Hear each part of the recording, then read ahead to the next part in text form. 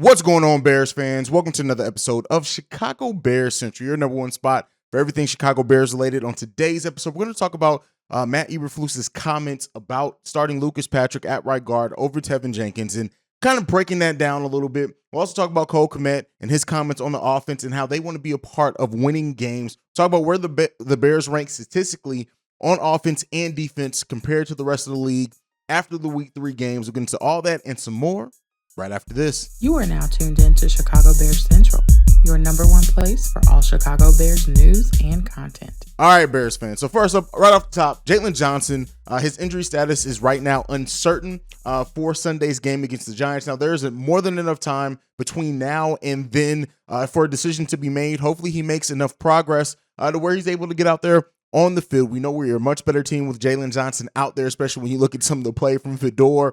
Kyler Gordon's still not as consistent as we hope he's going to be in his career. So with those questions, we want Jalen Johnson out there as soon as we can. Now, he had a quote on this. He did say, "Of course, I'm ready and hungry to play, but I feel like it's nothing that I want to rush and make worse." And that's the key there, right? A lot of times with injuries, I think sometimes, we want players to be out there on the field as quick as possible, and it's natural, especially when you're a player of Jalen Johnson's stature and how important he is to this Bears pass defense and defense overall. But with that being said, you don't want him to rush it back to where it could be something lingering on, and he's not 100% while he's out there. So he's going to take that time, get back. I'm sure they're going to put him on the field once they know he's fully ready and is not hampering him too much. Everybody, it's football. After week 1, everybody's dinged up some. So, but to make sure it's not something that can be re-aggravated, something that can cause him to sit down a little bit more when he's out there. But with that being said, while he's while he's out, Kyler Gordon, Kendall Fedor, Jalen Jones, they all have to step up. They have to step up. We know that Gordon and Fedor started last time. Fedor did not look good at all. Kyler Gordon has looked hit and miss, right? It's been up and down for Kyler Gordon. He's had some good quarters, some good halves. But for overall, it has been very consistent for Kyler Gordon as of yet for the Chicago Bears. And so hopefully, in this time of him being out, Gordon specifically, Fedor, I don't know how to feel about Kendall Fedor anymore. I really don't. There are some times where I'm just I expected, not expected, but I kind of wanted the Bears to cut him when the roster cuts happen. Kendall Fedor is such a frustrating player because there are times, right? There are small times, right? Nothing consistent, where he shows some flashes and you understand him having a role on this team, but it's overall, it's just, I don't see anything to me, right? And I'm just a guy sitting here with a microphone in his studio talking football. The coaching staff are there. They're seeing him every day. They see the work that he puts in practice, things like that. But just from what I see, the results on the field are marginal at best to me, even when Fedor's at his best. So regardless of that, this was not supposed to be me analyzing Kendall Fedor's game or whatever, but Gordon and Fedor, Jalen Jones, they all have to step up. They have to step up while Jalen Johnson is out, period. We don't have any, I don't see the Bears going out and trying to acquire anybody else over this time because it doesn't seem to be anything that could keep him out for an extended period of time. Now, he could miss next game, but I don't think if he does miss the next game, I don't necessarily see it going past that. So I don't think the Bears need to make any knee-jerk reaction or moves, but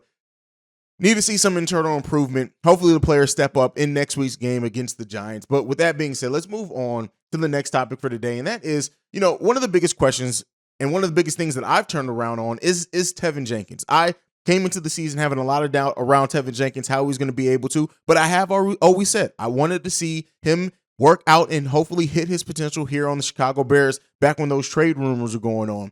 One of the things is kind of moving Tevin Jenkins in and out. Lucas Patrick did get the start over Tevin Jenkins in the last game, and Matt Eberflus he did explain why. He basically just said that Lucas Patrick got the start and most of the reps because he had a better week of practice than Tevin Jenkins. He said that Tevin Jenkins did not have, or indicated that he didn't have a great practice on Wednesday, but the thing is while practice is very important, right? That is how you prepare for the game. But on game day, Tevin Jenkins has proved he's the better option at right guard, period. He in pass protection, he ranks 77.9, in run blocking 72.9. That's per Pro Football Focus. And Patrick has struggled in pass protection. He's only at 32.6 and run blocking in 44.7. So the answer at right guard is not Lucas Patrick. It's Tevin Jenkins. Tevin Jenkins has proved every bit that he deserves to be the starter at right guard. This fluctuating in and out I get it. Like I said, practice is cool and everything, but are we talking about practice? No, but without that being said, it's like, seriously, we need to see some continuity there. That's how you get development. And Tevin Jenkins is still a young player. You want to keep him in that. I don't care if he had it, unless he had a completely just horrible. If he had a bad practice, guess what? People have bad practices. Tevin Jenkins in games has been the better option at right guard every single game this season. And he needs to be getting the start, in my opinion, there. And that goes to some of, I understand, again, as I said, and I said this over on Chicago Bulls Central today as well, like, I understand the thought process behind saying, hey, Tevin had a bad week of practice. Let's go ahead and move on. I can understand the thought process, but I don't agree. Like, with where this team is, when you have somebody who the pass protection hasn't been the best, hasn't been the worst either, you want to keep somebody in there who's been performing in games. Even if they do have a bad week of practice, pull them to the side, motivate them heading into the game. But you as much confidence as it seems that Matt Eberflus has put in the young players on this team, the first, second, third year pplayers on this team, for them to trust and that he's invested in their development, you don't want to take that away by not only pulling him out of the starting lineup, but then not giving him the most reps there when you see it's not working. Lucas Patrick at right guard did not work in that game. When you saw that was not working, that change should have been made, much less him being pulled from the starting lineup. Keep Tevin Jenkins in that starting lineup because he's going to offer the best situation. The statistics are there to prove it. The rankings there to prove it. It's all there. Everything points to Tevin Jenkins being the best option at right guard for the Chicago Bears team. And we need to see. Now, this adds to just, while I said this, I believe in this coaching staff overall. I love what Matt Eberflus has done to change the culture. I love how he's empowered the younger players. But there are some questionable decisions being made here by the coaching staff, and not starting Tevin Jenkins is one of them. On top of that, some of the decisions on third down last game are as well. We ran the ball on 3rd and 10. We ran the ball on 3rd and 17. We ran the ball on 3rd and 6. And Eberflus, saying not using the 3 timeouts that we had and letting Justin Fields try to move the ball down the field in the last game. You have to continue that trust in your younger players, even when they are facing some adversity. You have to continue that trust. I can understand the 3rd and 6, but the 3rd and 10 and 3rd and 17 and Matt Eberflus saying that, they ran the ball because they felt that they can get that yardage on the run. You had 3 timeouts, didn't use it, didn't let your quarterback to get him a chance to run some 2-minute offense. It's less than that, but to try to get the Bears in scoring position. These are the things that I have questions about. Again, not that I don't understand some of the thinking behind it, but it's some serious questions that I have about just some of the decisions that this coaching staff is making right now early in the season. Now, hopefully with trust, hopefully with time, hopefully with development, we see this come a little bit and they learn from their mistakes. I'm sorry, running the ball on 3rd and 10 and 3rd and 17, even with how good your run game is being, that was a mistake. And hopefully they're looking at that, as well as not starting Tevin Jenkins, to make some improvements for this team to put us in better position. One thing that this coaching staff is doing, they're playing to win. As much as people say, hey, this is a rebuilding year, and they kind of frame it as if it's a throwaway year, this coaching staff is trying to win games. Guess what? Playing Tevin Jenkins and starting Tevin Jenkins at right guard is going to help you win games. Period. And hopefully they see that. They make those type of adjustments. We see better output from that overall. And so with that being said, as far as like the coaching decision, Cole Kemet talked about wanting to be a part. Direct quote here. I want to be a part of the reason why we win. I don't know if that sounds selfish offensively, but I want the offense to be the reason why we win a game, and that's what we're working towards. Period. And I don't say that, but like, while the run game is amazing, and that is a great tool for the Chicago Bears, I've talked about how we can hopefully make it even better over time. Like, yes, this running game is special. Having David Montgomery and Khalil Herbert as your 1 and 2 running backs is a luxury that not a lot of teams in the NFL have.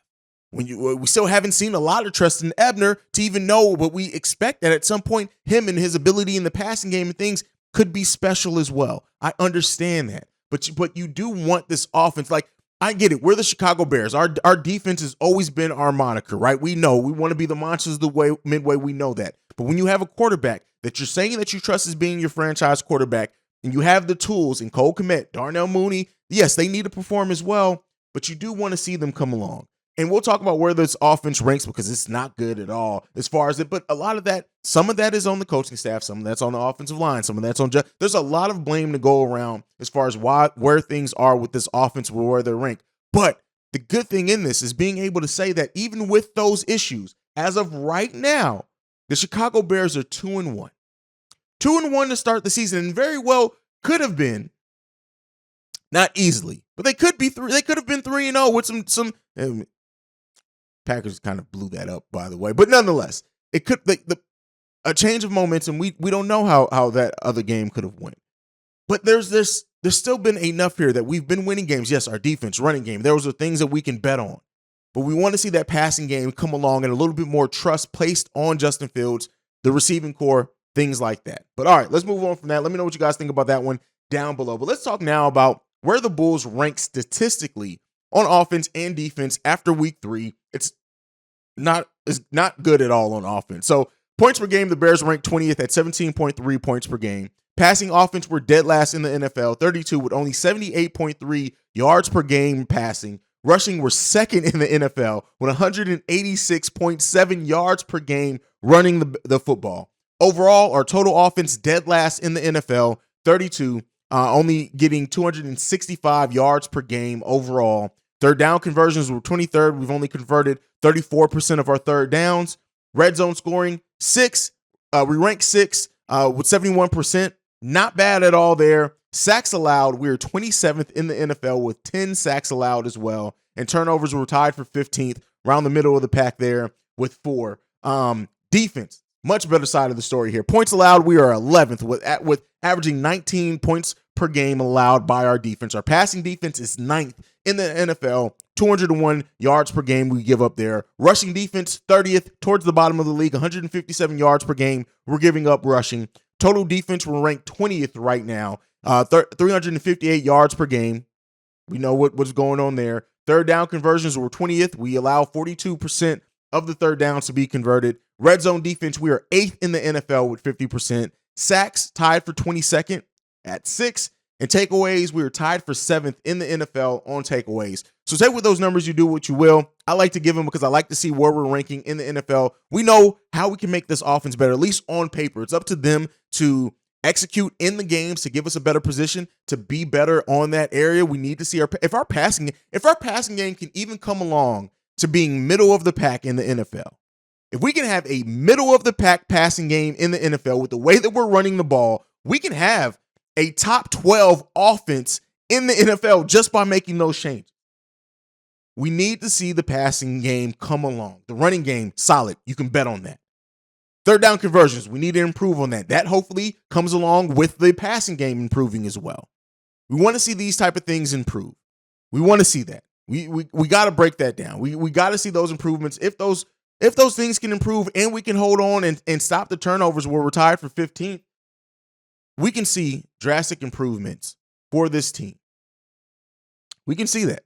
And hopefully we do. But that is it for today's daily episode of Chicago Bears Central. I'm holding down for Bobby and C-Dub. We will be live tomorrow, by the way, so be on the lookout for that. But otherwise, make sure you're following the show at Chi Bears Central. You can send us any feedback, questions, comments, concerns, chicagobearscentral@gmail.com. Lastly, if you want to leave a text and our voicemail to be played on our Friday mailbag episodes, number to do so, 773-242-9336. We're the number one spot for everything Chicago Bears related because of you guys. And like I like to end every episode on, bear down. Love you guys. Peace, y'all. This has been a presentation of the Break Media.